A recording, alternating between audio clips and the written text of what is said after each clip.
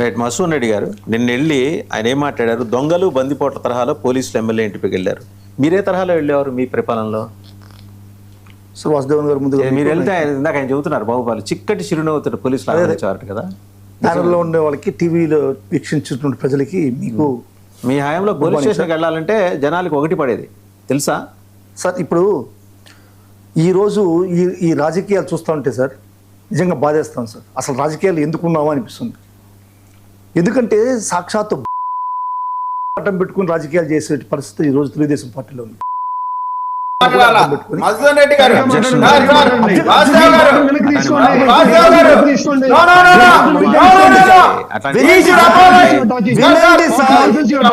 వినండి సార్, సాక్షాత్తు అది ఒక ఎమ్మెల్యే మీద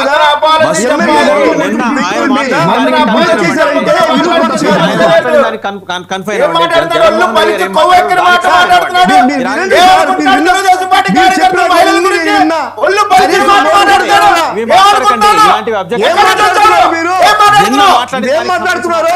విరూపాక్షి గురించి మాట్లాడారు కదా, విరూపాక్షి గారి అరెస్ట్ గురించి మాట్లాడారు కదా. ఏం జరిగిందా? ఏం జరిగింది? విరూపాక్షి గారి మీద పెట్టారు. అడ్డం పెట్టుకోవడం కాదు, అది చేస్తూ రాజకీయాలు చేసేటువంటి ఈ పరిస్థితుల్లో తర్వాత జగన్మోహన్ రెడ్డి గారు ఏం మాట్లాడారు నిన్న, దానికి సంబంధించి మాట్లాడండి సార్. అదే సార్, ఇప్పుడు దర్యాప్తులో తేలుతుంది. ఒక్కటి సార్, ఇది ఎంత ఘోరమో అనైతికమో అందరూ ప్రజలందరూ చూస్తున్నారు. దీన్ని చెప్పడానికి నాకు కూడా సిగ్గుగా ఉంది, నిజంగా బాధగా ఉంది. ఇంతటి నీచమైనటువంటి రాజకీయాల్లో మనం ఉన్న ఈ రోజు ఉన్న ఈ సమకాల రాజకీయాల్లో అనేటువంటిది. ఇంకొక విషయం సార్, వీళ్ళు చెప్తారు సార్, జగన్మోహన్ రెడ్డి గారు పరామర్శలకు వెళ్తే క్రిమినల్స్ని, రౌడీలని, కబ్జాదారులని పరామర్శిస్తున్నారని ఒక మాట చెప్తున్నారు సార్. నేను ఒకటి చెప్తాను సార్, రెండు ఈ పరామర్శంలో రెండు సార్ నిజమే కదా. అదే బాధితులను పరామర్శిస్తారు, దాడి చేసిన వాళ్ళని పరామర్శిస్తారు. నేను అదే పాత కేసులన్నీ తీయండి. మీరు ఎవరి దగ్గరికి వెళ్ళారు సార్? నేను అదే ఎవరి దగ్గరికి వెళ్ళారు? నన్ను ఒక మాట మాట్లాడండి సార్, నన్ను ఒక మాట మాట్లాడండి సార్. రెండు సార్, ఒకటి జగన్మోహన్ రెడ్డి గారు పరామర్శించింది సాయి కృష్ణ లాంటి కొంతమంది అమాయకుల్ని పరామర్శించాడు. అది అయితే సంఘంలో ఏ విధంగా వాళ్ళు చచ్చిపోయారో వాళ్ళ గురించి పరామర్శించారు. రెండు వచ్చే కలిపి కార్యకర్తల గురించి పరామర్శించడం అనేటువంటిది జగన్మోహన్ రెడ్డి గారు వైఎస్ఆర్ కుటుంబంలో, వైఎస్ఆర్ కాంగ్రెస్ పార్టీ కుటుంబ పెద్దగా ఆయన బాధ్యత. ఆ తర్వాత అది ఏం జరిగింది ఏమనేటువంటిది ప్రజలు నిర్ణయించుకుంటారు. రెండు సార్, ఇప్పుడు సాయి కృష్ణ కూడా పరామర్శించారు సార్. నేను మాట్లాడండి సార్,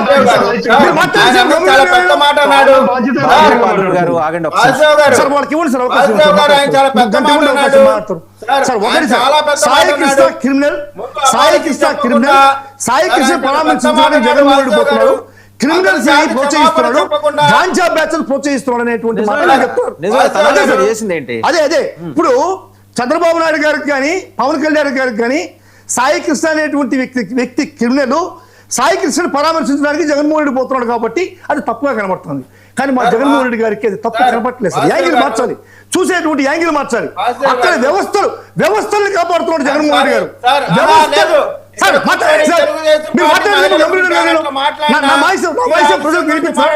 ఉపన్యాసాలు ఇప్పిస్తున్నారంటే మీరు మాట్లాడారు కదా, మాట్లాడినప్పుడు ఆయన మాట్లాడలేదు కదా. మీరు ఆగండి, ఆగండి.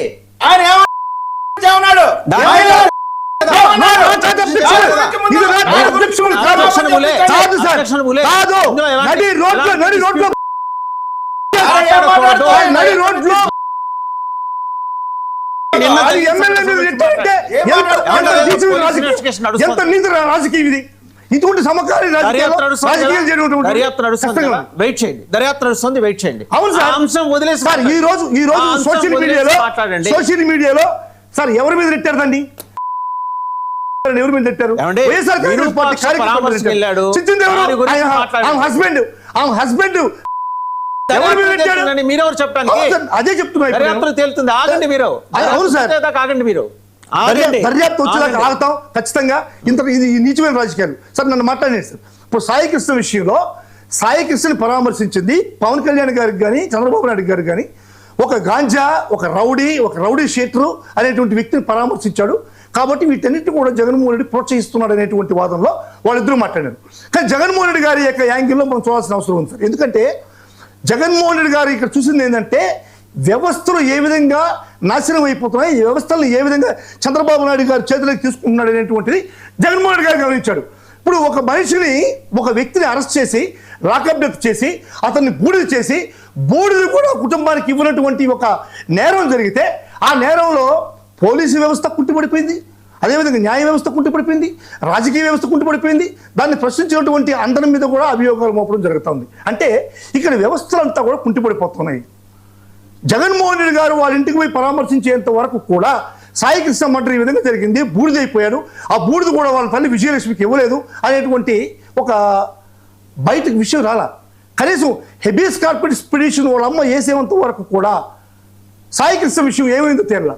ఈ విధంగా సాయి కృష్ణలో జరిగినటువంటి ఈ యొక్క వ్యవస్థల్లో జరిగినటువంటి దాడిని మాత్రమే జగన్మోహన్ రెడ్డి గారు పరామర్శించడం పోయాడు. ఈ పరామర్శను మీరు విడదీంచి ఆ కోణాన్ని మాత్రం జగన్మోహన్ రెడ్డి కోణాన్ని మనం చూడాల్సిన అవసరం ఉంది. అదేవిధంగా సార్ వీళ్ళ ఎమ్మెల్యేలు చేస్తే ఏమో, వీళ్ళ ఎమ్మెల్యే కొడుకులు చేస్తే ఏమో అది యాక్సిడెంట్లు, అదే వైఎస్ఆర్ కాంగ్రెస్ పార్టీకి సంబంధించినటువంటి ఎమ్మెల్యే కొడుకులు చేస్తే ఏమో అది మర్డర్ కేసులు. మర్డర్ కేసు ఇంచుమించుగా సార్ ఒక ఎమ్మెల్యే సార్ ఈరోజు సరే సార్ మార్చారా? ఇప్పుడు మార్చారా? మంత్రిని అరెస్ట్ చేశారా? మీరు యాక్సిడెంట్ చేశారు, మీ బదులు ఇంకో మనిషిని తీసుకొచ్చి పెట్టడం ఏంటది? అదే కదా సార్ చేశారు, అదే కదా ఎమ్మెల్యే చేశారు. ఎమ్మెల్యే గారు వాళ్ళ ఎమ్మెల్యే ఏం చేశారు? అదే చేశారు. గోవిందరావు అదే చేశారు. మరి అప్పుడు కేసు పెట్టాలి కదా సార్. వాళ్ళ ప్రభుత్వం నడుస్తాను సార్. 2024 డిసెంబర్ 21 జరిగినటువంటి యాక్సిడెంట్ ఇది. 2024 డిసెంబర్ 21 జరిగినటువంటి యాక్సిడెంట్ వాళ్ళ కొడుకుని సాయి గణేష్ మార్చేసి వాళ్ళ డ్రైవర్ని పెట్టాడు. ఆ రోజు దానికి వాళ్ళ బాధితులు చెప్తున్నారు కదా సార్. ఇప్పుడు సంవత్సరం అయిందా, 2 సంవత్సరాలు అయిందా, 3 సంవత్సరాలు అయిందా పక్కన పెట్టాడు సార్. ఎవరైతే బాధితులు ఉన్నారో, ఎవరైతే చనిపోయారో, చనిపోయిన వ్యక్తి యొక్క కుటుంబ సభ్యులే ఈరోజు సాయి గణేష్ యాక్సిడెంట్ చేశాడు, మేము చూసాం, కళ్ళలో చూసాం, మాకు 5 లక్షలు ఇస్తామన్నారు, మాకు ఇవ్వలేదు, మాకు కుటుంబ ఉద్యోగం ఇస్తామన్నారు, ఇవ్వలేదు, మాకు బాధితులకి నష్టపరిహారం చేస్తామన్నారు, చేయలేదు. ఇవన్నీ కూడా చేయలేదు కాబట్టి వ్యక్తిని మార్చేశారు, డ్రైవర్ని మార్చారని చెప్పి ఈరోజు కుటుంబ సభ్యులు ఆరోపిస్తున్నారు. దాన్ని ఎందుకు మీరు యాక్షన్ తీసుకోవట్లేదు? ప్రభుత్వం మీదే కదా. అంటే మీ ఎమ్మెల్యేలకి, మీ డ్రైవర్లకి ఒక రూలు, మా మంత్రులకి, మా పిల్లలకి ఒక రూలా? ఇదే రాజ్యాంగం, అనుసరించాల్సిన రాజ్యాంగం. ఈ విధంగా ఇప్పుడు కావలిలో జరిగింది సార్. ఒక మహిళని కావలిలో తెలుగుదేశం పార్టీ నాయకుడు కొట్టి తీసుకెళ్లి ఆమె పైన వేలు ముద్రలు వేయించుకొని ఆమె ఆస్తిని రాయించుకున్నటువంటి పరిస్థితి అందరూ కూడా అందరూ చూశారు సార్. కానీ లాస్ట్కి ఏం జరిగింది? ఆ మహిళ పైన కేసు పెట్టారు. ఇంకొక విషయం చెప్పాలి సార్. ఇప్పుడు మొన్న రీసెంట్గా ఒక 1 వీక్ 10 days బ్యాక్ ప్రియాంక అనేటువంటి ఒక డాక్టరు చనిపోయారు. చాలా దురదృష్టకరం. అది ఎట్లా జరిగింది? ఒక వ్యక్తి కారు తోలుతూ డ్రంక్ అండ్ డ్రైవ్ కేసుల్లో డ్రింక్ చేసి కారు తోలుతూ యాక్సిడెంట్ చేశాడు. ఏ విధంగా యాక్సిడెంట్ చేశాడు? 1కి 2కి 3 సార్లు కొట్టి యాక్సిడెంట్ చేశాడు. ఆ వ్యక్తిని 3వ తేదీ అరెస్ట్ చేస్తే 6వ తేదీ వరకు వాళ్ళు పబ్లిక్ కానీ కోర్టుకు కానీ సబ్మిట్ చేయనటువంటి పరిస్థితి. అంటే 3వ తేదీ అరెస్ట్ చేసినటువంటి వ్యక్తి 6వ తేదీ వరకు ఎక్కడ పెట్టారు పోలీసులు అనేటువంటిది అక్కడ చెప్పాల్సిన విషయం ఉంది. అంటే 6వ తేదీ దాకా ఎందుకు పెట్టారు? 3వ తేదీ సాయంత్రం చేసి 4వ తేదీలో సబ్మిట్ చేయాలి కదా, పోలీసులు ఇవ్వాలి కదా, ఇవ్వాలా? ఇంకొక విషయం సార్, ఈ డ్రంక్ అండ్ డ్రైవ్ కేసుల్లో అంత విచ్చలవిడిగా ఎందుకు తాగుతున్నారు అనేటువంటి ఒక విషయం కూడా మనం గమనించాలి. ఈ డ్రింక్ చేసి డ్రైవ్ చేసే వాళ్ళని తెలుగుదేశం పార్టీ నాయకులు ప్రోత్సహించడం వల్లనే ఈరోజు డ్రింక్ చేసి డ్రైవ్ చేసేటువంటి పరిస్థితి ఈ రాష్ట్రంలో ఉంది. దీనికి బెస్ట్ ఎగ్జాంపుల్ చెప్తాను సార్. డ్రింక్ చేసి డ్రైవ్ చేసే పరిస్థితి మీ హయాంలో అయితే డ్రింక్ చేసిన తర్వాత కాలేయాలు ఎగిరిపోయి మనుషులే. అదే సార్, ఇప్పుడు మా వాళ్ళని ప్రోత్సహించరా? సాక్షాత్తు పుట్టా మహేష్ యాదవ్ అనేటువంటి ఒక ఎంపీ, ఏలూరు ఎంపీ, జిల్లా కలెక్టర్ ఎస్పీ గారి మీటింగ్లో ఏం చెప్పాడు? మా వాళ్ళంతా తాగేసి రోడ్డు మీదకి వస్తే మీరు కేసులు పెడుతున్నారు, మాకు చాలా ఇబ్బందికరంగా ఉంది, డ్రంక్ అండ్ డ్రైవ్ని ఎగ్జంప్షన్ ఇవ్వండి అని చెప్పి సాక్షాత్తు కలెక్టర్ గారికి, ఎస్పీ గారికి విన్నవించినటువంటి పుట్టా మహేష్ యాదవ్ అనేటువంటి వ్యక్తి చేశాడు, ఏలూరు ఎంపీ. అంటే ఇటువంటి పరిస్థితుల్లో ఎవరైనా వైఎస్ఆర్ కాంగ్రెస్ పార్టీ హయాంలో వచ్చున్నాయా? మీరు చెప్పండి. డ్రంక్ అండ్ డ్రైవ్ చేసేటువంటి పరిస్థితి ఉంటుంది. కానీ ఒక ఎమ్మెల్యే, ఒక మంత్రి స్థాయి, ఒక ఎంపీగా ఉన్నటువంటి ఒక పుట్టా మహేష్ యాదవ్ డ్రంక్ అండ్ డ్రైవ్ని ప్రోత్సహిస్తూ ఈ విధంగా చేయడం వల్లే ఈరోజు ఏలూరులో ఆ డాక్టర్ అనేటువంటి ఒక అమ్మాయి పసిబిడ్డ ప్రాణాలు కోల్పోయిన తర్వాత కూడా ఆ నిందితులను మీరు అరెస్ట్ చేశారా? ఏ విధంగా అరెస్ట్ చేశారు?